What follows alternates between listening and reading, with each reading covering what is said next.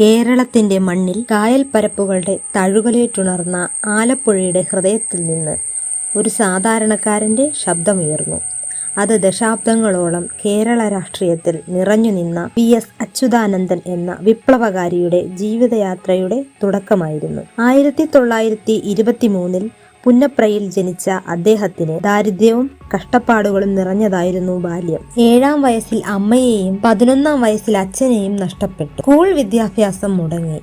അതിജീവനത്തിനായി കയർ ഫാക്ടറിയിലും മറ്റുമായി ജോലിയെടുത്തു. അവിടെ വച്ചാണ് തൊഴിലാളികളുടെ ദുരിതങ്ങൾ അദ്ദേഹം നേരിട്ടറിയുന്നത്. കമ്മ്യൂണിസ്റ്റ് ആശയങ്ങൾ ആ മനസ്സിൽ തീപ്പൊരിയായി മാറി. ചൂഷണത്തിനെതിരെയും അനീതിക്കെതിരെയും ശബ്ദമുയർത്താൻ അദ്ദേഹം പഠിച്ചു. 17-ാം വയസ്സിൽ കമ്മ്യൂണിസ്റ്റ് പാർട്ടി അംഗമായി. തൊഴിലാളികളെ സംഘടിപ്പിക്കാനും അവരുടെ അവകാശങ്ങൾക്കായി പോരാടാനും അദ്ദേഹം മുന്നിട്ടിറങ്ങി. 1946 പുന്നപ്ര വയലാർ സമരത്തിൽ അദ്ദേഹം സജീവമായി പങ്കെടുത്തു. ആ സമരം അദ്ദേഹത്തിന്റെ ജീവിതത്തിലെ ഒരു നിർണായക ഘട്ടമായിരുന്നു. പോരാട്ടങ്ങളുടെ വഴിയിൽ ജയിൽവാസവും പോലീസ് മർദ്ദനങ്ങളും അദ്ദേഹത്തിന് പതിവായി. 5.5 വർഷത്തോളം അദ്ദേഹം വിവിധ ജയിലുകളിൽ കഴിച്ചുകൂട്ടി. ഓരോ ജയിൽവാസവും അദ്ദേഹത്തെ കൂടുതൽ കരുത്തനാക്കി. സഹിച്ച പീഡനങ്ങളൊന്നും അദ്ദേഹത്തെ തളർത്തിയില്ല. കമ്മ്യൂണിസ്റ്റ് പാർട്ടിയുടെ നിരോധന കാലത്ത് ഒളിവിൽ പ്രവർത്തിച്ച അദ്ദേഹം പാർട്ടിയുടെ അടിത്തറ കെട്ടിപ്പടുക്കുന്നതിൽ നിർണായക പങ്കുവഹിച്ചു.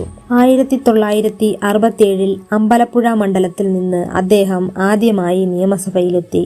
പിന്നീട് 6 തവണ കൂടി അദ്ദേഹം നിയമസഭാംഗമായി തിരഞ്ഞെടുക്കപ്പെട്ടു. പ്രതിപക്ഷ ബെഞ്ചിലിരുന്ന് അദ്ദേഹം സർക്കാരിന്റെ ജനവിരുദ്ധ നയങ്ങളെ ചോദ്യം ചെയ്തു. സാധാരണക്കാരുടെ പ്രശ്നങ്ങൾക്ക് ശബ്ദം നൽകി. അദ്ദേഹത്തിന്റെ ശക്തമായ വാദമുഖങ്ങളും അഴിമതിക്കെതിരെയുള്ള നിലപാടുകളും നിയമസഭയിൽ ശ്രദ്ധേയമായിരുന്നു. 83-ാം വയസ്സിൽ കേരളത്തിന്റെ മുഖ്യമന്ത്രി പദത്തിലെത്തിയപ്പോൾ അത് ചരിത്രമായി മാറി. കേരള രാഷ്ട്രീയത്തിന്റെ അതിജീവനത്തിന്റെ പ്രതീകം എന്ന് അദ്ദേഹം വിശേഷിപ്പിക്കപ്പെട്ടു. ആഭ്യന്തര വകുപ്പ് നേരിട്ട് കൈകാര്യം ചെയ്തുകൊണ്ട് അദ്ദേഹം ഭരണം കൂടുതൽ സുതാര്യമാക്കി. അഴിമതിക്കെതിരെയും മാഫിയ സംഘങ്ങൾക്കെതിരെയും ശക്തമായ നിലപാടുകൾ സ്വീകരിച്ചു.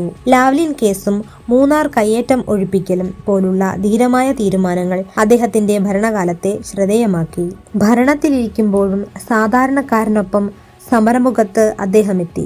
ജനകീയ പ്രശ്നങ്ങളിൽ ഇടപെടാൻ അദ്ദേഹം ഒരിക്കലും മടിച്ചിട്ടില്ല. കേരളത്തിന്റെ ഓരോ മുക്കിലും മൂലയിലും അദ്ദേഹത്തിന്റെ ശബ്ദം മുഴങ്ങി. വാർദ്ധക്യത്തിലും അദ്ദേഹത്തിന്റെ നിലപാടുകൾക്ക് മാറ്റമുണ്ടായില്ല. നവകേരള സൃഷ്ടിക്കായി അദ്ദേഹം എന്നും നിലകൊണ്ടു. സഖാവ് വി.എസ്. എന്ന പേര് കേരളീയർക്ക് എന്നും ആവേശം പകരുന്ന ഒന്നായിരുന്നു. വി.എസ്. അച്യുതാനന്ദൻ ഒരു വ്യക്തി മാത്രമല്ല, ഒരു പ്രസ്ഥാനം കൂടിയാണ്. ആദർശധീരനും അചഞ്ചലനുമായ ഒരു പോരാളിയുടെ ജീവിതം കേരള ചരിത്രത്തിന്റെ മായാത്ത ഒരു അധ്യായമായി ആ ജീവിതം എന്നും നിലകൊള്ളും. വരും തലമുറകൾക്ക് പ്രചോദനമായി, സാധാരണക്കാരന്റെ ശബ്ദമായി ആ ധീരസഖാവ് എന്നും ഓർമ്മിക്കപ്പെടും. ഈ വീഡിയോ ഇഷ്ടമായെങ്കിൽ ലൈക്ക് ചെയ്യാനും ഷെയർ ചെയ്യാനും സബ്സ്ക്രൈബ് ചെയ്യാനും മറക്കരുത്. നിങ്ങളുടെ അഭിപ്രായങ്ങൾ കമന്റ് ബോക്സിൽ രേഖപ്പെടുത്തുക.